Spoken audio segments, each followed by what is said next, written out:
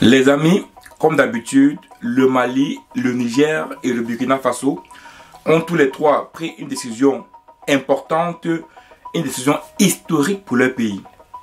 Vous savez, dans cette chaîne YouTube, on passe le temps à parler de ce que ces trois pays sont en train de faire au niveau de la sous-région Afrique de l'Ouest, mais même également au niveau de l'Afrique. Et cette fois-ci, ils ont pris une décision très forte. Parce qu'il faut savoir une chose, c'est que, comme pour la CEDEAO, ces trois pays ont participé à l'instauration de ce qu'on appelle la francophonie. Je suppose également que vous avez suivi certainement le Mali, le Niger et le Burkina Faso ont tous les trois décidé de quitter l'Organisation internationale de la francophonie. Donc, à partir d'aujourd'hui, le Niger, le Mali et le Burkina Faso ne font plus partie de la francophonie. Vous savez, il y a la francophonie qui est comme pour les Français francophones, il y a tout ce qui est Commonwealth et pour les anglophones. Également, il faut que je mentionne une chose ici qui est très importante. Pour la CEDEAO, vous savez que lorsque le Mali, le Niger et le Burkina Faso ont décidé de... Il y a des coups d'État dans leur pays comme ça, ils ont été quoi? Ils ont été sanctionnés par la CEDEAO. Donc la CEDEAO les a sanctionnés et on a des sanctions. On a vu même qu'au Niger, par exemple, certains pays de la CEDEAO voulaient attaquer le Niger. La francophonie, quand il y a eu putsch au Niger, la francophonie a décidé d'écarter le Niger de l'organisation. Et donc, j'ai essayé de regarder, mais pourquoi est-ce que la francophonie qui, normalement, et je pense, doit promouvoir la langue française, écarte un pays francophone? Est-ce que la francophonie est politique? Et donc, je suis allé regarder un peu quelles sont les missions de la francophonie. Quelles sont les missions? Et dans ce que j'ai vu, il y a 4 missions en globalité. Première mission, promouvoir la langue française, la diversité culturelle et la linguistique. C'est normal, francophonie, francophone. Deuxième, appuyer l'éducation et la recherche. Développer la coopération entre les États qui font partie de la francophonie, c'est normal. Si on est une organisation, on doit pouvoir privilégier la coopération entre les membres de l'organisation. Et quatrième, qui m'a interpellé directement, surtout un mot, promouvoir la paix, la démocratie et les droits de l'homme. Quand j'ai vu ce dernier point, je me suis dit, ah, promouvoir la paix, la démocratie et les droits de l'homme. Je me suis dit, ah, quand on voit tous les 4 objectifs ou 4 missions de la francophonie, on se dit, le seul élément ici qui peut faire à ce que la francophonie puisse, ou l'OIF, puisse écarter ces pays les francophones qui ont commis un putsch, c'est le terme de la démocratie. Parce que, est-ce que le fait qu'il y ait un putsch pose un problème sur la promotion de la langue française, la diversité culturelle et la linguistique?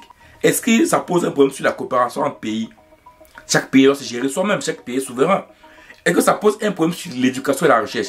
Est-ce que c'est parce qu'il y a un putsch dans un pays, bon, je dis putsch, un coup d'État normal dans un pays, et que des nouvelles personnes arrivent au pouvoir, que cela signifie que on doit pas appuyer l'éducation, on doit pas appuyer la recherche? Est-ce que, parce que dans un État, il y a une nouvelle gouvernance qui arrive, qu'on doit promouvoir la paix, qu'on doit promouvoir les droits des hommes, ou qu'on doit promouvoir la démocratie? Et je me suis dit, le seul élément ici qui peut expliquer le fait qu'ils ont sanctionné, qu'ils ont écarté le Niger, tous ces pays pas sanctionnés, écartés, c'est le terme démocratie. Et c'est là où on revient encore à ce problème de démocratie. Ils ont instauré un type de démocratie en Afrique pour permettre de pouvoir sanctionner, écarter, reculer, faire sortir cette personne. Parce qu'en fait, ils disent que il n'y a pas la démocratie. Comme il y a eu coup d'État, il n'y a pas de démocratie, donc on vous écarte. Mais, est-ce que comme pour la CEDEAO, l'OIF a le droit d'intégrer la souveraineté d'un pays? Est-ce que l'OIF est politique? Moi, est-ce que l'OIF est politique? Parce que normalement, logiquement, l'OIF doit être là pour promouvoir la langue française et non pour la politique. Ça veut dire qu'aujourd'hui, au Niger, au Mali et au Burkina Faso, la langue officielle n'est plus le français. Ça veut dire qu'ils vont perdre les États. D'autres États peuvent suivre. Et si d'autres États suivent, ça veut dire que c'est la langue française qu'ils vont perdre. Et je me suis demandé, mais le rôle de la francophonie, c'est quoi? C'est de promouvoir la langue française. C'est pas de savoir ce que font des pays. C'est pas de savoir ce qu'il y a à l'intérieur des pays. Chaque pays a sa cuisine interne. La France a sa cuisine interne. Quand il fait ces choses-là, est-ce que c'est le Niger qui va dire que ne faites pas ça? Non. Chaque pays a sa cuisine interne. Chaque pays a sa souveraineté. À quel niveau la francophonie peut décider d'écarter certains pays? Et donc, avec le principe de réciprocité, avec la même chose qu'ils ont fait à la CEDEAO, ils ont tout simplement décidé de sortir de la francophonie. Vous savez, moi je pense que ce que ces pays sont en train de mettre en place aujourd'hui en Afrique est très clair. Toutes les organisations qui vont décider d'entrer dans nos cuisines internes pour nous sanctionner, nous également, on quittera de là. Je pense que, je ne vais pas revenir là-dessus. On a vu comment beaucoup disaient que non, ce qui se passe, on n'a pas, voilà. On a vu par exemple la Russie, ils sont bannis partout. On voit d'autres pays qui ne sont pas bannis partout.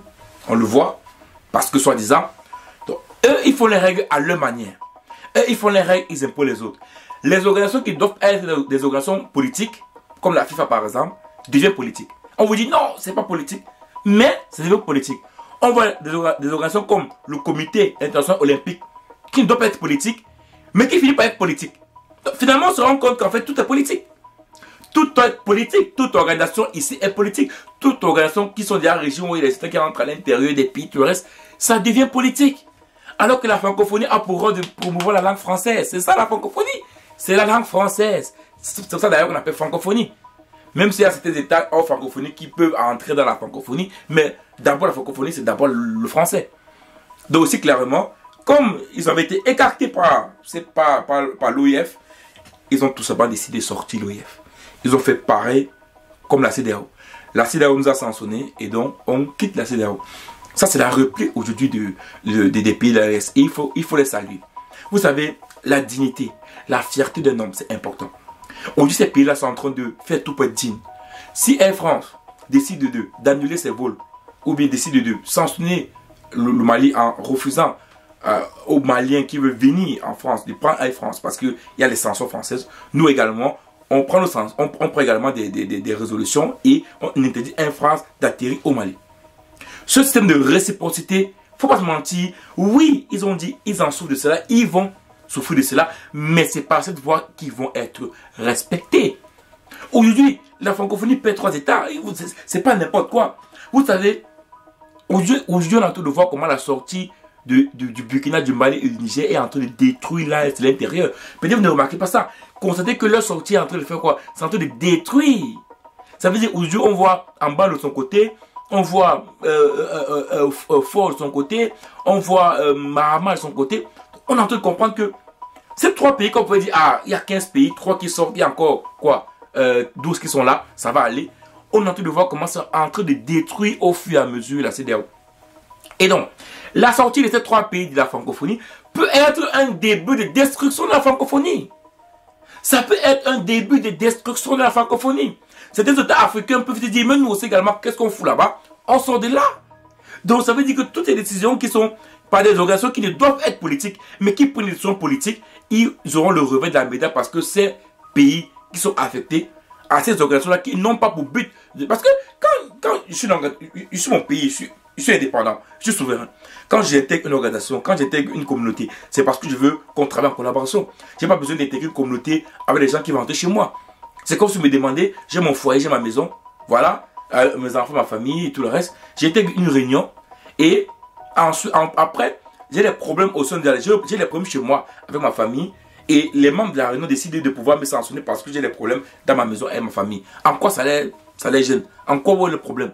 Donc ça veut dire, à un moment donné, on n'entre pas dans les organisations parce qu'on veut être affecté. C'est parce qu'on pense que c'est la communauté, on doit travailler avec eux. Donc même s'il y a des bouleversements chez nous et qu'on vous montre que non, ça va et qu'on peut régler les choses, vous n'avez pas besoin d'entrer dans la cuisine interne des pays.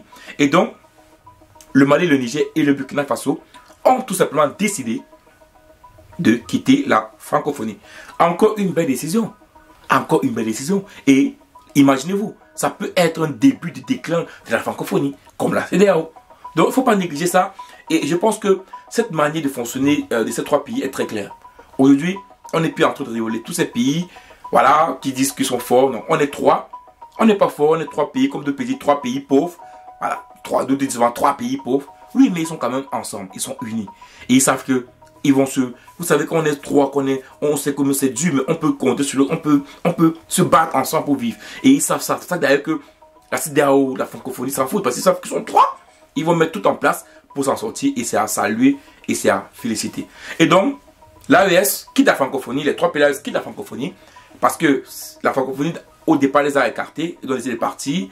D'ailleurs, le français n'est même plus la langue nationale, il faut le dire clairement ici. Donc, il pouvait sortir normalement, même si le français est parlé dans la moitié des pays là. Voilà, une décision encore normale, claire, et qu'on espère qu'il va perpétuer et que d'autres pays africains vont commencer à prendre en compte et se faire respecter. Le respect et la dignité est très important.